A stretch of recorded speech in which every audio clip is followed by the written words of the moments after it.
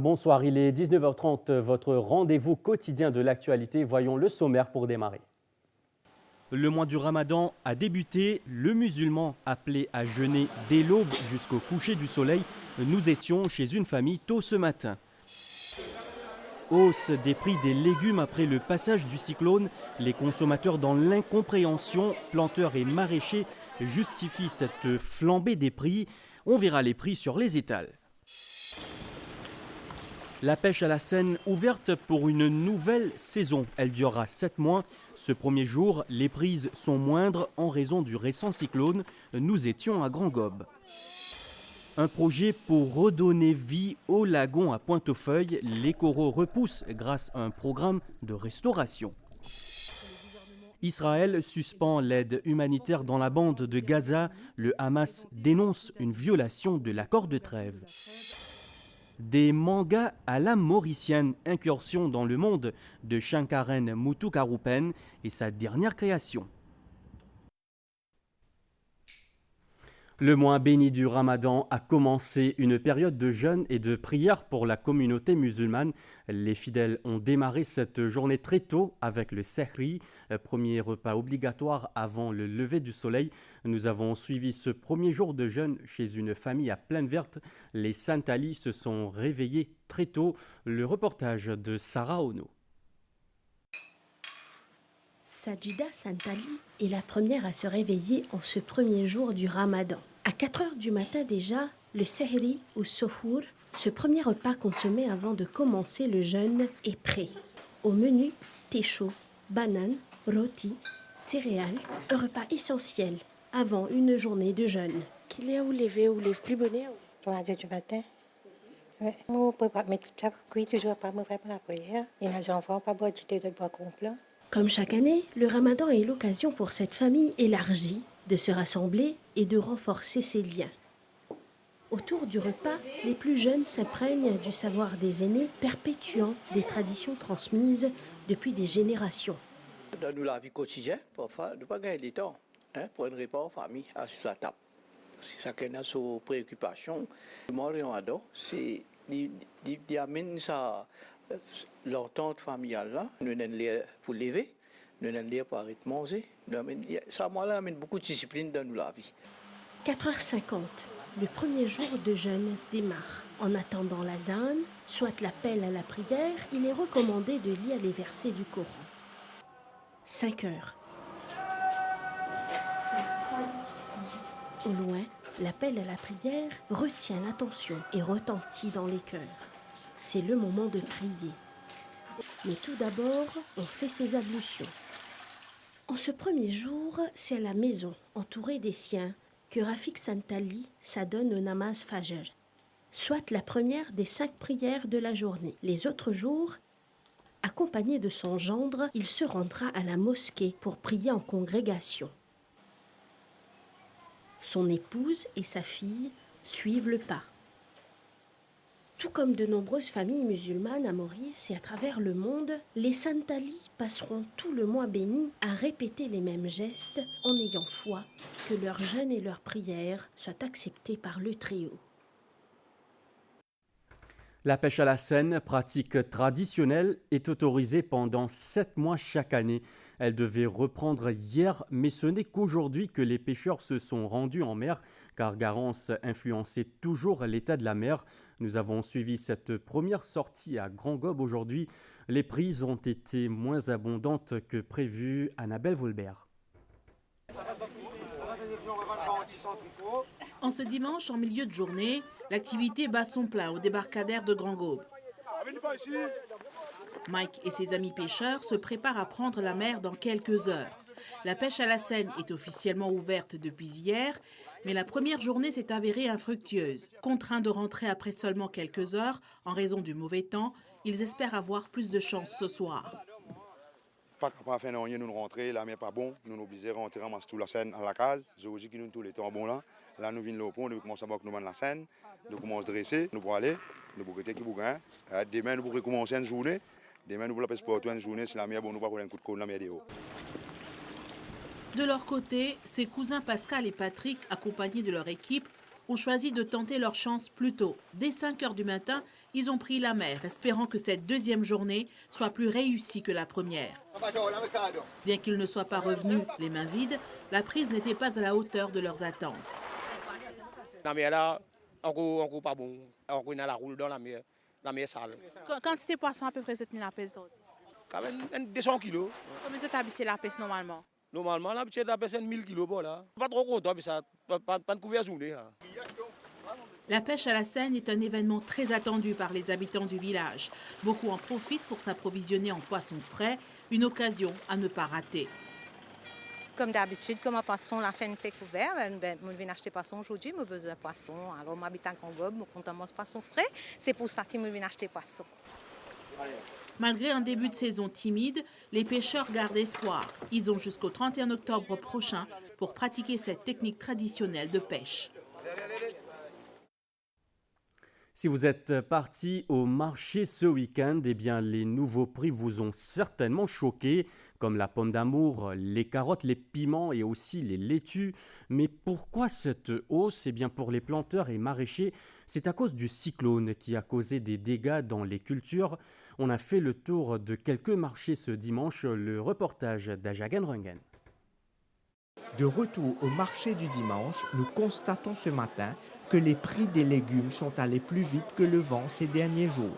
La pomme d'amour se vend entre 90 et 100 roupies la livre, chouchou 60 roupies la livre, piment 140 roupies la livre, carottes 80 roupies la livre. Tout comme les prix, le ton aussi grimpe. Je ne sais pas si c'est là qui fait ça, mais il est un petit peu plus fort là. Mais bon, nous avons acheté quand même. Mais bon, là, finalement, ça légumes là beaucoup. Comme dans le moins 100. Nous pas faire autant de profit comme le client peut penser. Nous avons profit, c'est un petit soupi. La livre. Nous avons 3 mois la sécheresse. En plus, c'est nous avons gros la pluie. Nous avons une fragile. Nous avons aussi cherché l'avis d'un planteur qui explique la marge de profit du détaillant. Je me coupe les petits, je quitte ça dans l'encon. L'encon, ça l'encon là, ils vendent. Samedi, moi, le 16 l'argent. Là, je me trouve dans le papier, il y a une 35 roupies, il y a une 30 roupies, il y a une 40 roupies. Ben gros là, comme ça. Le temps, il peut vendre 40 roupies, il demande 30 roupies. Dans ce tourbillon de critiques et d'explications, on s'en remet aux prévisionnistes des ventes. Là, il peut monter, là, il peut flamber. C'est un abus. Parce qu'il y en a beaucoup de planteurs. Disons, de planteurs, pas gagner autant, ça qui est revendeur, de détaillants peuvent vendre la table bazar. À quand l'accalmie des prix, seul le temps semble avoir la réponse. Dans l'affaire de la saisie de 114 millions de roupies, la Financial Crimes Commission pourra désormais accéder aux données financières et aux relevés téléphoniques de 9 personnes. Un judge's order a été obtenu en fin de semaine. Les informations obtenues après analyse pourraient accélérer l'enquête. Mais la route est longue pour retracer les transactions illicites, affirme l'ancien inspecteur de police Ranjit Joku. On fait le point avec Claudette Geoffroy-Gadevadou. C'est un exercice vital dans une enquête de crimes financiers. Le Money Trail sert à retracer des transactions réelles ou fictives liées au blanchiment d'argent. L'exercice technique est souvent long car il est difficile de déchiffrer et de rivaliser avec les astuces des suspects. Une masse d'argent quand il est déplacé d'une place dans une autre place. Il n'est pas impossible pour retracer, mais seulement il y a tout cas expert, même les trafiquants, ils sont experts, ils sont financial advisors, etc. Mais nous sommes capables, nous sommes un expert pour retracer tout ça dans l'argent. On rappelle bien, dans les années 83-85, par là, il y a un département qui s'appelle Unified Revenue Board, URB. C'est un qui sorti dans la douane, un expert financier, qui a un officier de l'income tax même, qui est dans la police et qui est dans les officiers pour faire l'enquête en même temps, qui est attaché avec sa branche. En parallèle, les enquêteurs doivent examiner et authentifier les pièces à conviction saisies lors des perquisitions. Il faut bien d'abord l'authenticité de ces documents-là, parce qu'aucun document n'est pas capable d'exister sans une raison d'être. Tout à fait, il y a un motif derrière. Comment ce document-là, qui fait là, bien expliquer qui s'en a qui émet ce document-là. Pour remonter à la source des 114 millions de roupies saisies, la Financial Crimes Commission a déjà prélevé les empreintes sur les valises et sur l'argent. Elle vient aussi d'obtenir l'autorisation de la Cour suprême pour éplucher les comptes bancaires et les téléphones portables des principaux protagonistes de l'affaire. Lovania Pertab a été nommée directrice de la Financial Intelligence Unit FIU. Sa nomination a été avalisée cette semaine par le bureau de la présidence. Elle nous dévoile ses priorités, parmi lesquelles la mise en place d'une cellule de renseignement financier robuste à Maurice pour intensifier la lutte contre le blanchiment d'argent. On fait le point avec Abdel Bolaki. Le bureau de la FIU, la Financial Intelligence Unit à Eben, a une nouvelle directrice. Lovania Pertab, juriste de formation, a été nommée à ce poste par le président de la République sur les recommandations du Premier ministre et après consultation avec le leader de l'opposition. Elle a exercé à la magistrature et au bureau de l'Attorney General. Lovania Pertab a également été directrice de Transparency Mauritius. À la tête de la FIU, elle précise qu'elle va renforcer la lutte contre le blanchiment d'argent et le financement du terrorisme. La lutte contre le blanchiment d'argent est une bataille interminable. Notre pays doit être équipé d'une cellule de renseignement financier solide afin de combattre ce fléau. Si on ne parvient pas à détecter le blanchiment d'argent, on va certainement priver nos citoyens des fonds nécessaires qui seront utilisés pour financer les services essentiels, tels une meilleure éducation pour les jeunes, un service de santé efficace et une justice sociale équitable. La FIU est responsable de l'analyse et de la transmission aux autorités compétentes des informations financières liées à des crimes, à des infractions présumées de blanchiment d'argent ou à toute activité ou transaction financière suspecte liée au terrorisme. Pour la ministre de tutelle, Jyoti Jitan, cette nomination devrait renforcer la crédibilité, l'intégrité et la réputation de Maurice en tant que centre financier robuste et respecté. La FIU a de nombreux défis à relever. Elle doit être amplement équipée en termes de personnel et de systèmes de contrôle et de surveillance. Cela pour permettre à Maurice de mener à bien la lutte contre le blanchiment d'argent et le financement du terrorisme. Avec l'exercice d'évaluation mutuelle par Essamlag qui est prévu dans moins de 2 ans, Maurice devra ainsi consolider sa position. Donc, j'accueille favorablement cette nomination. Lovania Pertab a étudié le droit international en France. Elle prendra ses nouvelles fonctions dans les prochains jours. L'heure était au bilan ce week-end à La Réunion alors que l'île se remet progressivement du passage de Garance. Si les routes principales ont rouvert aujourd'hui et que la distribution d'eau potable devrait revenir à la normale d'ici mardi, la situation reste difficile pour de nombreux habitants. À cet après-midi, plus de 100 000 foyers étaient toujours privés d'électricité. Le récit de Nitou Chadjia. La route du littoral est rouverte graduellement ce dimanche, signe que la vie économique reprend petit à petit son cours dans l'île. Dans ces convois priorisés, nombreux avaient un vol à prendre. Vous devez prendre l'avion ou vous devez? Oui, c'est ça, à 14h. Donc voilà, on n'a pas d'idée du temps encore de circulation, mais... Il y a beaucoup de patience, mais vous le prenez avec le sourire. Voilà, on y croit. On sort de 9h à 9h-5 au port, et puis là, nous, on est dans l'embouteillage. On attend, il arrive 10h25, mais il faut prendre son mal en patience. Hein. Il a fait une contrôle de papier, là? Oui. Ah oui, tout est correct. Donc là, normalement, il reste que l'aéroport et contrôle mon papier. Je me tire mon chapeau, comment on a reconnaître à moi. et puis voilà, ça sera bien. La vie économique devrait redémarrer à partir de demain. Une reprise sur fond de reconstruction. Cet après-midi, 100 000 foyers étaient encore sans électricité et plusieurs aussi sans eau courante.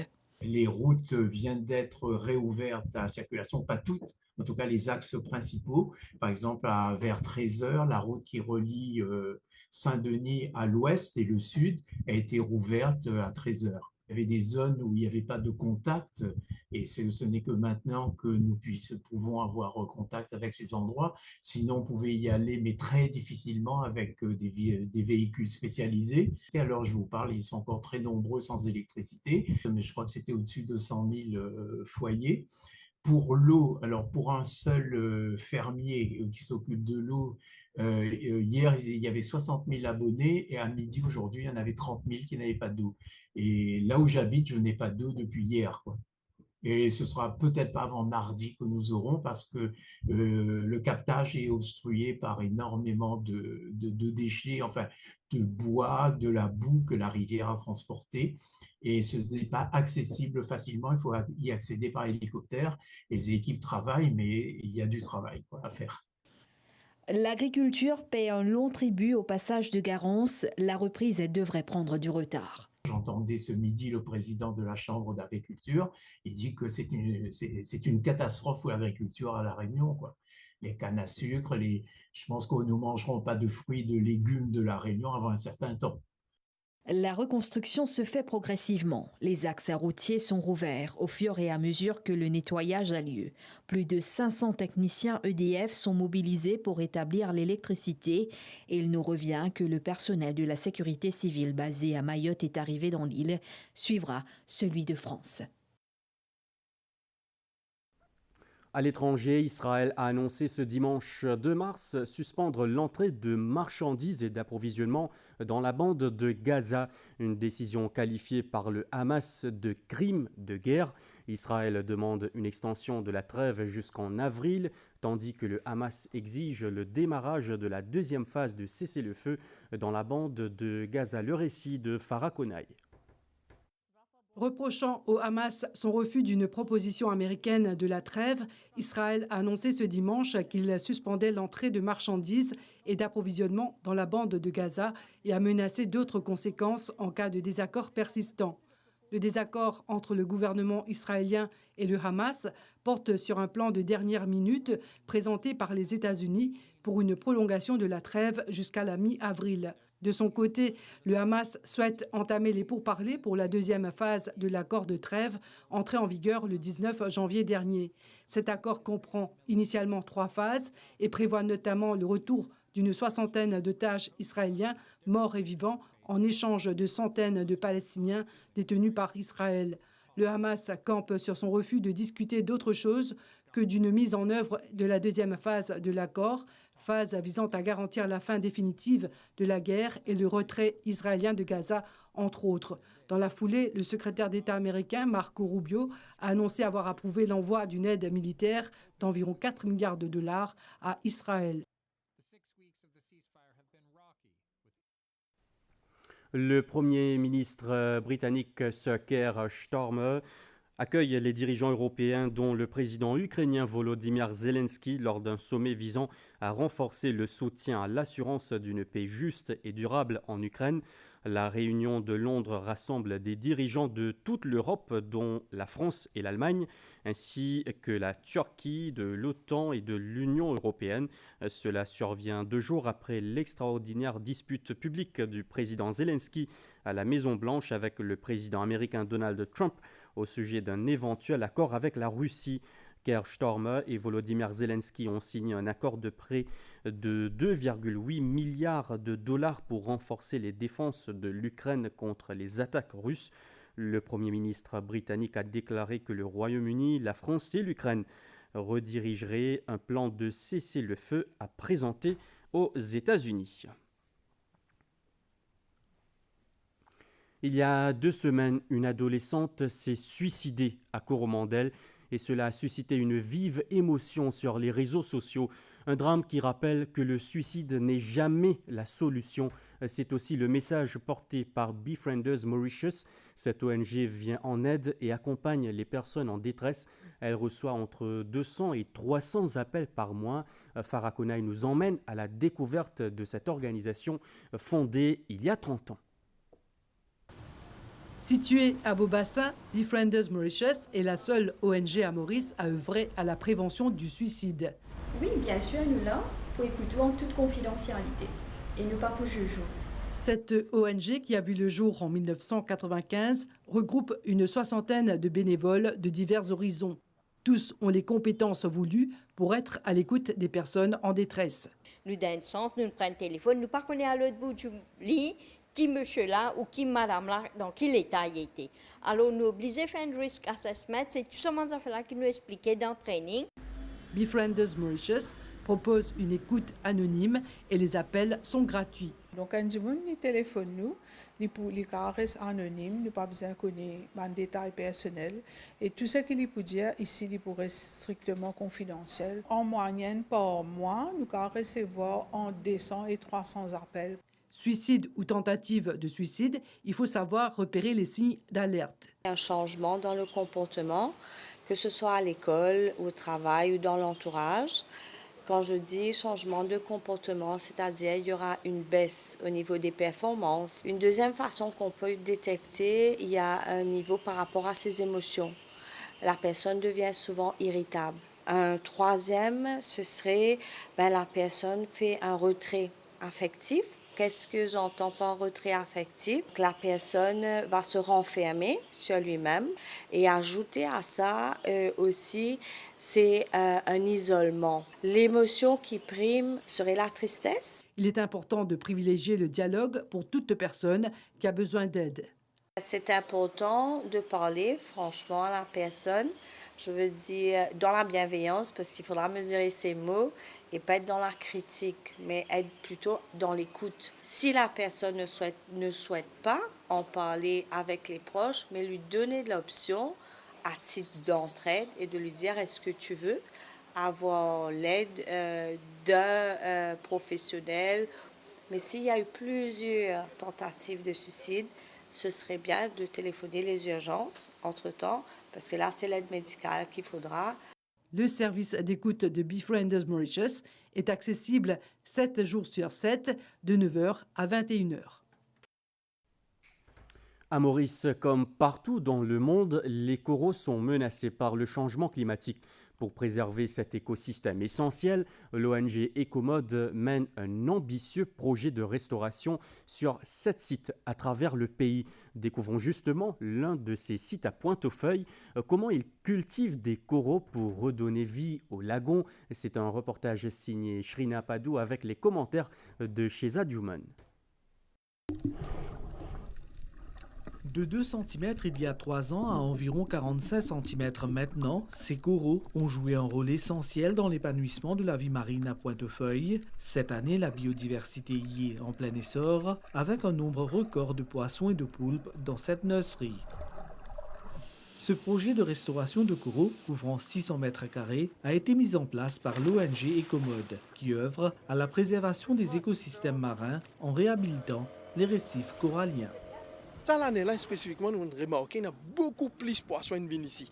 Parce que nous avons scale up avec nos bandes corail, comme nous fragmenté, nous avons placé plus de structures, nous servi de métal, même galvanisé et non galvanisé, nous servi de concrete bloc aussi.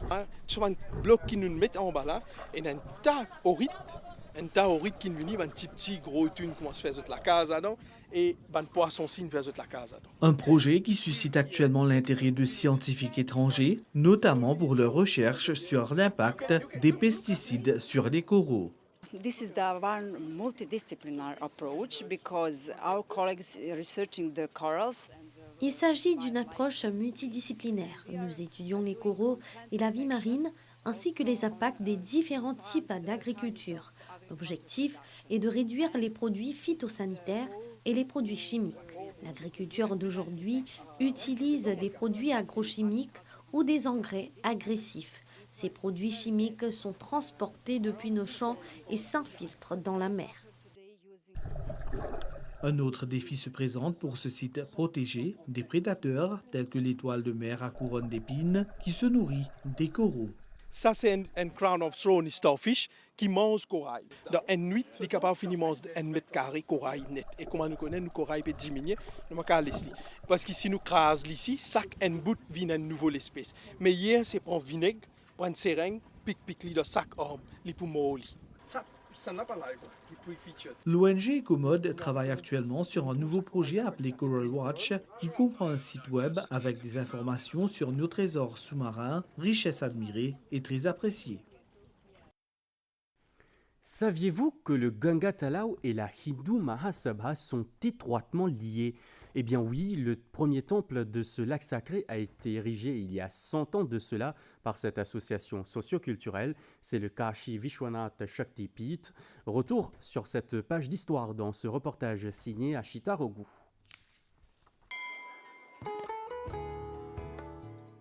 Le 27 février, la Hindu Mahasabha à Maurice a célébré son 100e anniversaire, une organisation qui a façonné non seulement le paysage religieux du pays, mais aussi son tissu social et culturel.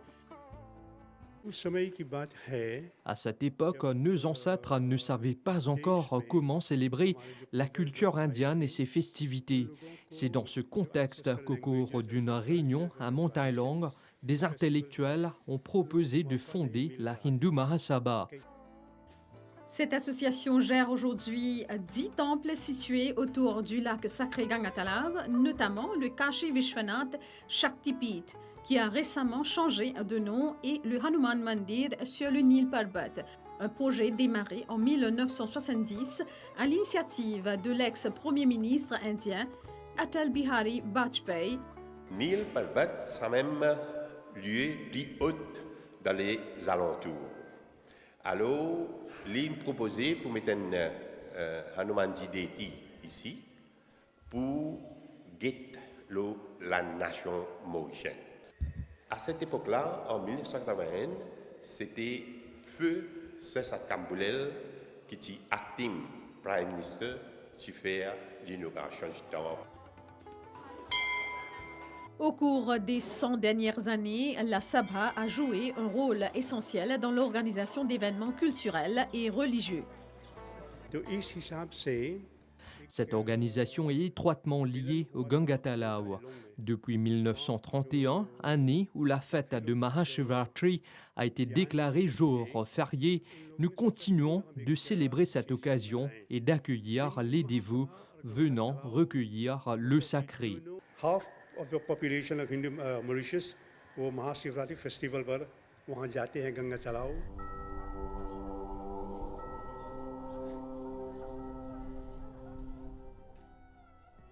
Aujourd'hui, la jeune génération continue de jouer un rôle crucial pour perpétuer l'héritage de la Hindu Mahasabha, de l'organisation d'événements culturels jusqu'à l'engagement dans des initiatives communautaires.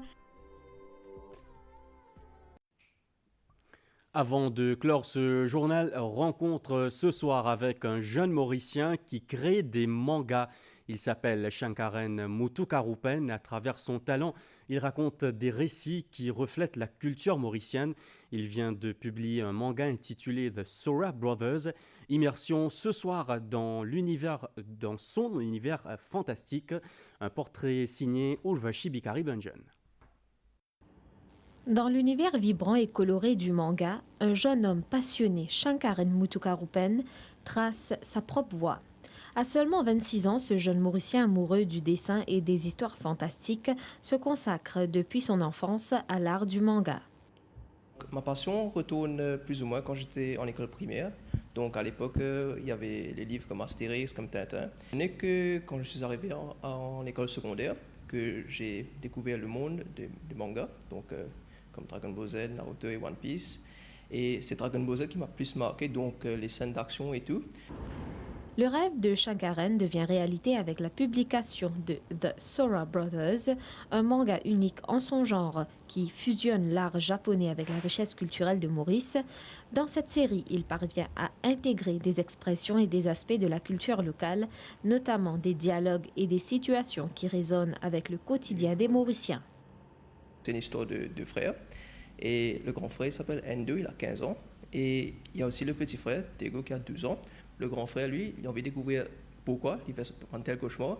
Et le petit frère, lui, Tego, il a envie de montrer qu'il a un petit frère qu'avait un jour surpasse l'aîné. Donc c'est ça l'histoire. Donc ils ont besoin de travailler ensemble parce que pour la man méchant après, et ils ont besoin de sauver le monde. Pour Shankaren, cette aventure ne fait que commencer. Il rêve d'étendre son influence au-delà des frontières de Maurice et de se faire connaître par les fans de manga à travers le monde. Voilà, on se quitte ici. La suite, c'est la météo et les sports présentés par Rajiv Gonput. Très bonne soirée à tous. À bientôt.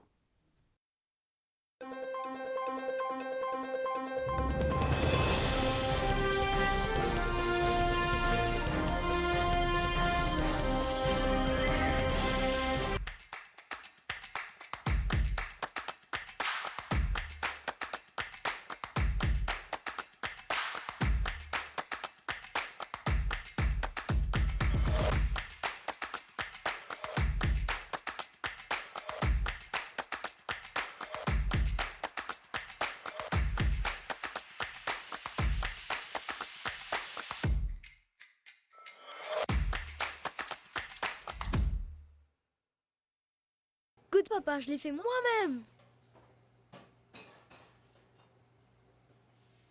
What? What is papa? Avec Ben Leggin Siazélé What is, aussitôt récolté, aussitôt siazélé, pour godzo de saver. What is, sogour et extra frais.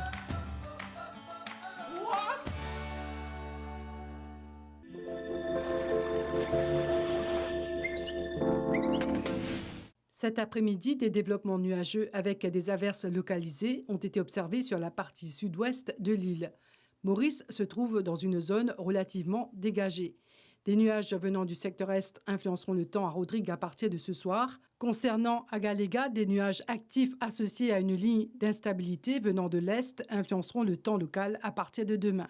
Ce matin, la tempête tropicale modérée Garance s'est affaiblie en une dépression post-tropicale.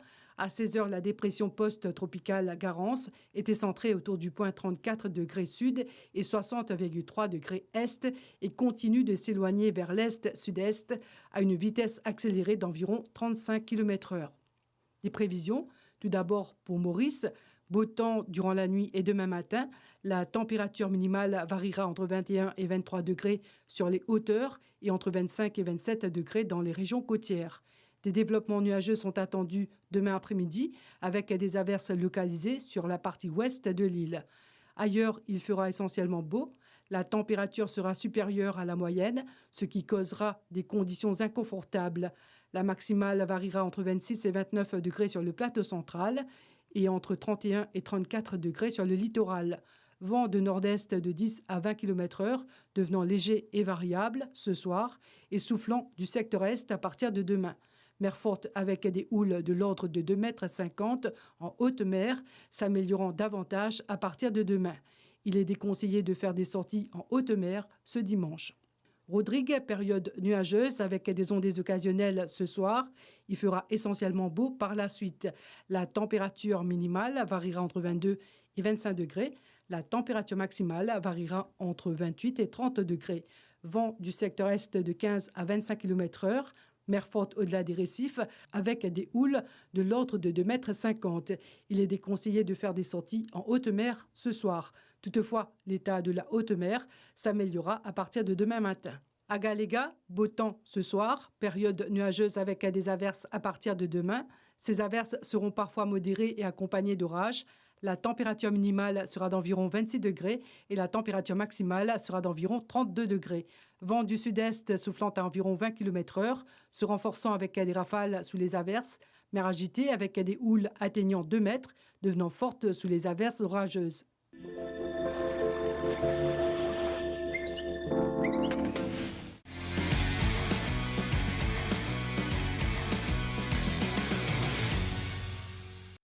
Bonsoir à tous. Volleyball pour débuter cette édition. Le tournoi de la CAVB Zone 7 s'est poursuivi aujourd'hui dans les différents sites de compétition. Au Quorum à Rosil cet après-midi, les Seychelloises de City Ladies affrontaient l'Olympique Montagne Goyave de Rodrigue. L'équipe de City Ladies s'est imposée et réussit donc son entrée en matière. Reportage.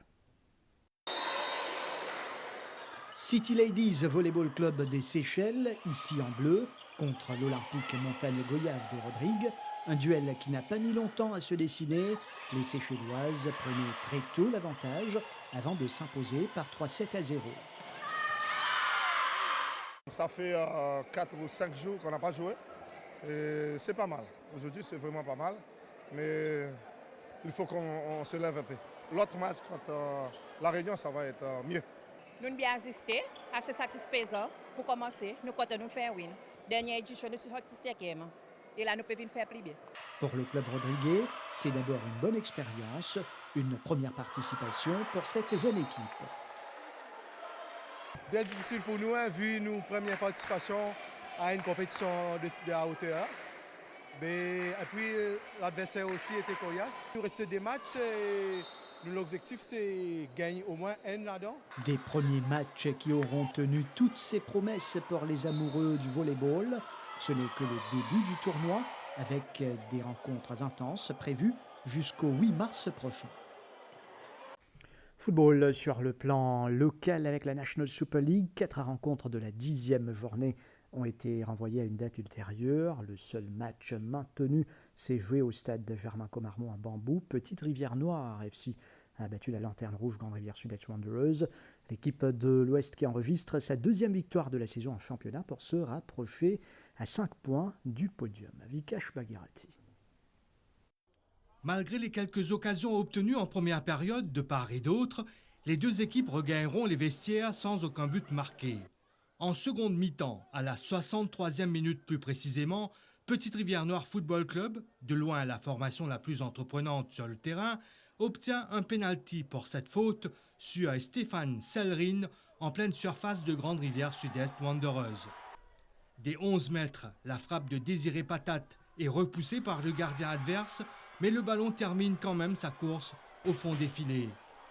Le club de l'Ouest s'impose logiquement sur le plus petit des scores dans ce match de la 10e journée disputée au stade Germain-Commarmont à Bambou.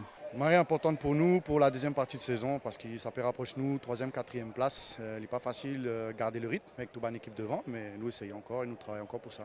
Pour moi, personnellement, je ne suis pas déçu avec l'équipe. Ça fait bientôt un mois qu'ils sont avec Bana et un travail qui va commencer, qui m'a trouvé petit à petit.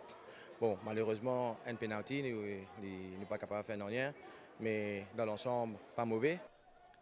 La bande à Francino remonte à la 5e place après ce succès, à 5 points du podium. Grande Rivière Sud-Est Wanderers, pour sa part, concède une 6e défaite en 10 sorties. L'équipe championne 2023 devra vite se ressaisir pour éviter la descente. Football en Angleterre à présent avec les 8e de finale de la FA Cup. En ce moment, Newcastle United de Brighton, 1 but partout, 2 buts marqués. Donc en première période, un carton rouge de chaque côté, les prolongations entre ces deux formations. Newcastle face à Brighton. Manchester United joue contre Fulham à partir de 20h30. Et puis une rencontre que vous avez pu suivre en direct sur les chaînes de la MBC, le duel entre deux clubs de Première Ligue, Bournemouth et Wolverhampton Wanderers. Après une bataille intense, ce sont les Cherries qui se sont qualifiés après prolongation. Ashley Sitana. Dans ce duel 100% Premier League, Bournemouth frappe d'entrée avec l'ouverture du score d'Evan Nilsson à la 30e minute. Quelques instants plus tard, Milos Kerkez pense doubler la mise, mais le hors-jeu semi-automatique, une première en Angleterre, annule son but. Une interminable vérification VAR suit avant une décision finale plus de 7 minutes plus tard. Au retour des vestiaires, Wolverhampton réagit avec une égalisation superbe de Mateusz Cunha. 1-1 à l'issue du temps réglementaire, direction les tirs au but. Les Wolves flanchent à 2 reprises. Bournemouth saisit sa chance et file en quart de finale pour la 3e fois de son histoire.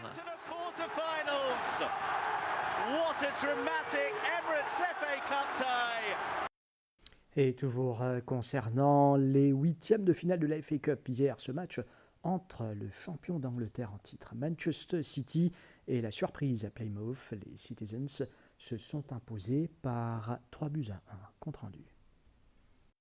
Plymouth Argyle a quitté la FA Cup avec les honneurs. Après avoir fait tomber Liverpool au tour précédent, le club de Championship a bousculé un géant de la compétition, Manchester City. À l'Etihad Stadium, Plymouth a ouvert le score à la 38e minute. Mais City ne tremble pas longtemps. Porté par un Nico O'Reilly, les Citizens recollent avant la pause. Puis, en seconde période, O'Reilly s'offre le doublé. Plymouth s'accroche, mais le talent fait la différence. Kevin De Bruyne scelle l'affaire avec un 3e but. Score final 3-1. Pas d'exploit cette fois pour Plymouth. Manchester City poursuit sa route et file en quart de finale. Manchester City are into another FA Cup quarter-final. Autant pour cette page, merci d'avoir été avec nous. Bonne soirée et bonne semaine à tous.